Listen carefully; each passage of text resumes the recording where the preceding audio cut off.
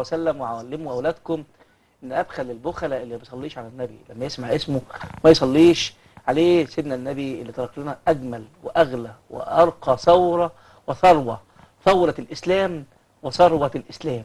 ثورة الإسلام اللي تعبوا هو الصحابة عشان يوصلوها لنا، وبعد ما شقيوا وتعبوا وتعذبوا من الكفار. وثروة الإسلام الكنز الكبير اللي هيدخلنا الجنة. كنز مش فلوس، لكن الكنز رضا الرحمن. أمتعتنا يا أسامة. مولانا ترد عليه بإيه؟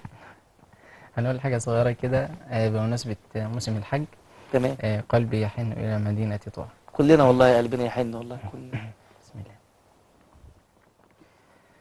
قلبي يحن إلى مدينة طه، فمتى نزور المصطفى ونراها روحي هفت شوقا إلى رؤياها، روحي هفت شوقا إلى رؤياها، وأرى فؤادي لا يروم سواها.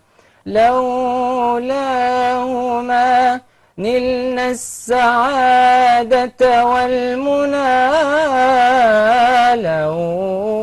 لولاهما كانت ولا عرفت منا، لولاهما طاب الرحيل من الوطن، لا ولا شرعت مناسك أو سنن، لولاهما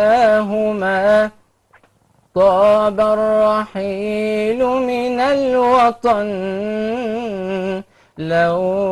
لولاهما شرعت مناسك أو سنن، لولاهما طابت وطاب سراها.